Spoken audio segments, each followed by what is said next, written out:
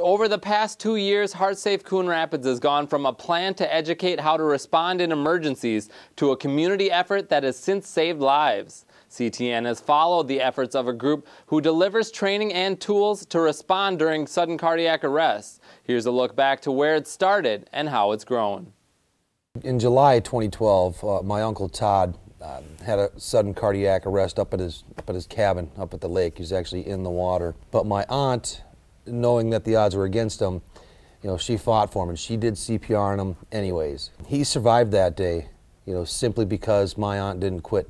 Coon Rapids police officer Brian Plotz found a new mission to protect and serve the city after seeing how CPR saved a relative and meeting with an old friend. I ran into a friend of mine, Paul Mendoza, out in the parking lot in December of 2012. He was installing the AEDs in our squad cars. He said that I should start a HeartSafe program. I saw the value and benefit of CPR for my uncle, and I decided right there and there in that short conversation in the parking lot that Coon Rapids would be a HeartSafe community. Plot set a goal to train half of the city's population of 65,000 in compression-only CPR and to see half of its businesses equipped with an AED. The training sessions began in February of 2013. We tell our kids one of our mottos is to be prepared, and I think it's a way for these scouts to start to, be prepared for all kinds of different situations, and we're really glad to step on board, and we're hoping more people kind of join the movement as well.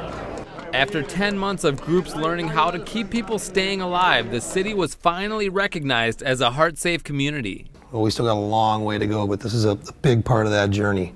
1K11, 1K12, information is not breathing. McCarthy Auto World did not have an AED present at its shop in October of 2013, but luckily one staff member was prepared. 45-year-old technician Tim Hoffman was on his lunch break when he fell to the floor at the shop. I complained about my chest hurting a little bit. I just figured I was getting a bruise or something. I took a little break. That's the last I remember, until I woke up in the ICU. His co-worker Josh Gagner quickly noticed and began CPR until emergency responders, which included Plotz, arrived minutes later with an AED.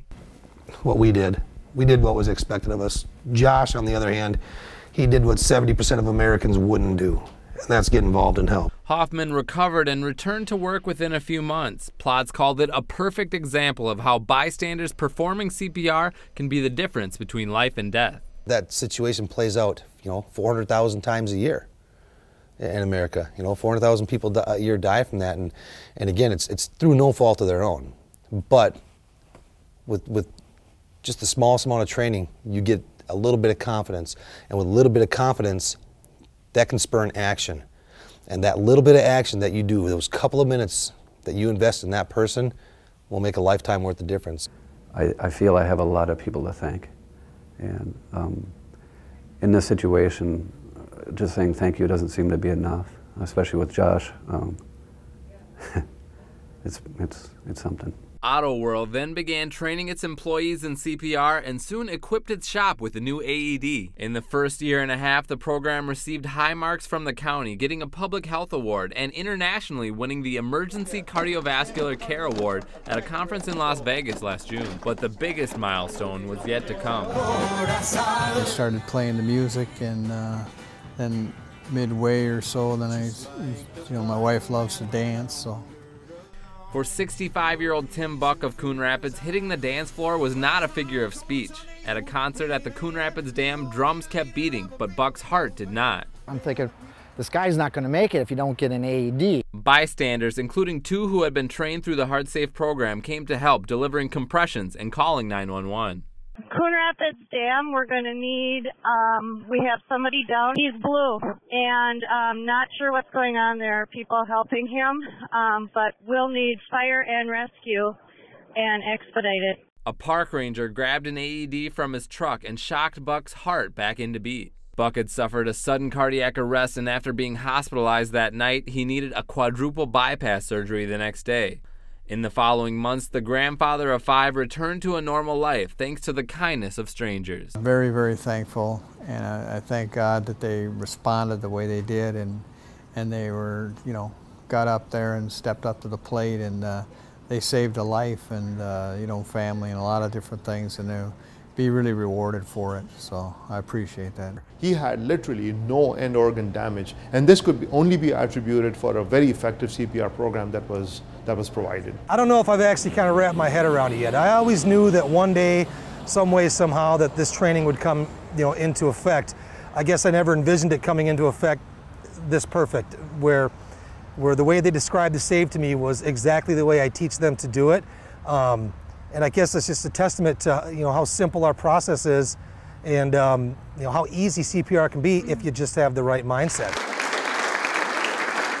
In November, rescuers Mark Snell and Jennifer Fritz, who took the first training in 2013, were recognized by the city of Coon Rapids along with others who contributed to saving Buck's life. They also had the chance to meet Tim for the first time since he was rushed to the hospital. It's an awesome group, and they're such a blessing to be there and quick responding, and I just appreciate each and every one of them, and I thank them from the bottom of my heart for what they did. Buck admits bad health habits and a failure to acknowledge pains were problems he and everyone should learn from. The general public, they should be checking a lot of their warning signs or anything coming up, be in touch, and also get involved with the CPR and understanding more about it and how effective it can be in saving a life and lives, and I think that's very, very important. There's 5 grandkids that still have a grandpa. There's a wife that still has a husband. There's a child that still has a father. The ripple effect of what them bystanders did, the simple act of doing compression-only CPR, allows this entire family to stay whole. They've given another Christmas, another Thanksgiving. Every day from here on out is a day that typically 90% of the time, or 95% of the time, that this man wouldn't have had. Act quick and learn CPR, and have defibrillators around and stuff, and know that this can really help save lives. We're joined by Brian Plotz and Paul Mendoza, who started the Heart Safe Coon Rapids program. Guys, thanks for joining us. Thank you. Thank you. First, Paul, looking back at all the successes that this program has had and starting from just an idea that you had, how do you feel about everything you've been able to accomplish? I'm really happy about it. I have to say that when I started this program, or helped start program, got the idea to Brian, I had no idea that it would grow to where it's at, and it's continuing to grow. I help organize Heart Safe communities across Minnesota, and none of them actually compared to what we've seen here, and not just by getting out and doing training, but seeing results and having several cardiac arrests that the fruits of our efforts, have actually helped out. And now we're taking it to the county level. And Brian, seeing the successes that you've had just in the video, in the story we just saw, how do you feel about just how far you've come? I feel great. I mean, we started this program just out of a simple conversation in a parking lot. And to think that a conversation in a parking lot could grow into this is beyond what I expected that it would be. I guess I didn't envision, a county of a population base of 360,000 people wanting to get on board with this. So I couldn't be more happy, and to be honest with you, I'm a little bit surprised by our success. And I know you set some goals at the beginning. Have those goals changed at all over time? No, as far as Coon Rapids will continue, but we're taking Coon Rapids, and like Brian said, we're growing it into the county. So our goals have expanded. Yeah, it's we still want to train 30,000 people in town, and in Coon Rapids, once we hit that 30,000 person mark, we're still not done. Then we'll make it 45,000 or 50, or even eventually 65,000 people. That's where we want to take it. But the fact that we went from 30,000 people, with a population base of 65,000 to a population base of 360,000, I think that speaks to how easy our program is, and how effective it can be. For people who haven't had a chance to get training themselves and they're in an emergency situation, they see someone who's not breathing, what should they do? Well, first of all, they call 911, and a lot of times people don't quite understand what cardiac arrest looks like. So we always educate them to treat it as a cardiac arrest. So call 911 and put their hands on the center of their chest and keep on pumping at a rate of 100 compressions per minute until they can't do anymore. And of course, if there's an AED around, get the AED, bring it to the victim's side, turn it on, and follow the prompts. A lot of times with cardiac arrest, people confuse that for a seizure. Symptoms of a cardiac arrest will mimic a seizure. That person will have what looks like a seizure at the onset. So you need to acknowledge that and recognize that. And if you're not sure if it's a seizure or a cardiac arrest, treat it like a cardiac arrest.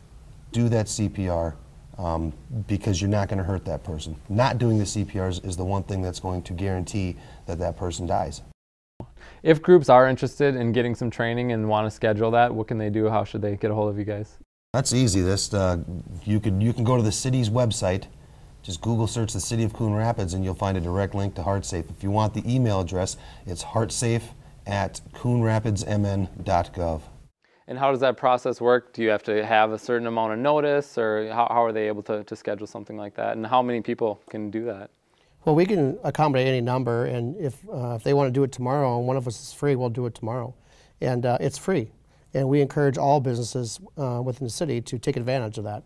And if there are some other communities, maybe outside of the area, that sort of hear about this program, what can they do? What are some options for them? Well, I would look and see if they have a HeartSafe program in their community. If they don't, I would encourage them to start one.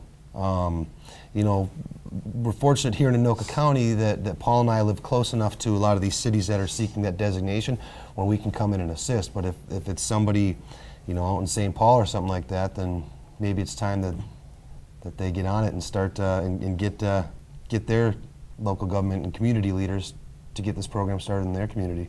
And once again, I just want to thank you for joining us, and thanks for all the work that you do. We really appreciate it. Thank you. And we have more information on how you can get training on our website at ctnstudios.com.